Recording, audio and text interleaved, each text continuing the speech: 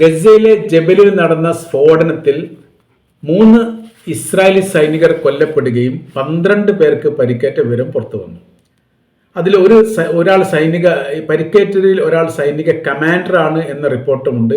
ഒരു ടാങ്ക് നഷ്ടപ്പെട്ടു പോയിരിക്കുന്നു അല്ലെങ്കിൽ കത്തിയിരിക്കുന്നു എന്ന തരത്തിലുള്ള വിവരമാണ് ആദ്യഘട്ടത്തിൽ പുറത്തു വന്നത്. ഇത് IDF സംഘം സ്ഥിരീകരിക്കുകയും ചെയ്തു. അൽഖസാം ബ്രിഗേഡിയറുടെ ഭാഗത്തു നിന്നാണ് അക്രമം ഉണ്ടായത് എന്നുള്ളതും മലനിരകളിൽ നിന്ന് ശക്തമായിരിക്കുന്ന ആക്രമണത്തോടനുബന്ധിച്ച് തായ്വാരത്തുള്ള മേഖലകളിൽ സ്ഫോടനം നടക്കുകയായിരുന്നു.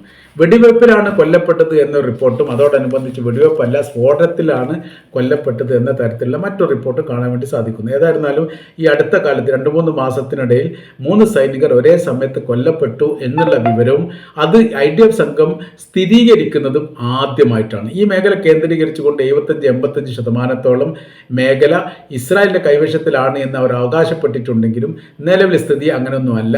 കാര്യമെന്ന് പറയുന്നത് ഈ മേഖലയിൽ ഇപ്പം കരയുദ്ധം ആരംഭിച്ചതോടുകൂടി ഒരുപാട് സൈനികരെ ഇസ്രായേൽ നഷ്ടപ്പെട്ടിട്ടുണ്ട്. അവർ പറയാതിരിക്കുകയാണ്. പറയുന്ന സമയത്തുള്ള പ്രശ്നം വെച്ചാൽ മാനസികപരമായിരിക്കുന്ന ഒരുപാട് വിഷയങ്ങൾ യുദ്ധം ചെയ്യുന്ന സൈനികർക്ക് ഉണ്ടാകുമെന്ന് ഭയപ്പാടുള്ളതിനാലാണ് ഇത് പറയാത്തത് എന്നുള്ളതും യഥാർത്ഥത്തിൽ ഈ മേഖല കരയാക്രമവുമായിട്ട് ബന്ധപ്പെട്ട മേഖലയിലൊക്കെ വലിയ രീതിയിലുള്ള ആക്രമ പരമ്പര തന്നെ നിത്യേനെ കാന്യൂണിസിൻ്റെയും തെക്ക് വടക്കൻ ഗസയുടെ ഭാഗങ്ങളിലൊക്കെ ഉണ്ടായിരിക്കുന്നു എന്ന തരത്തിലുള്ള റിപ്പോർട്ടുമാണ് ഇപ്പോൾ നമ്മൾക്ക് കാണാൻ വേണ്ടി സാധിക്കുന്നത്.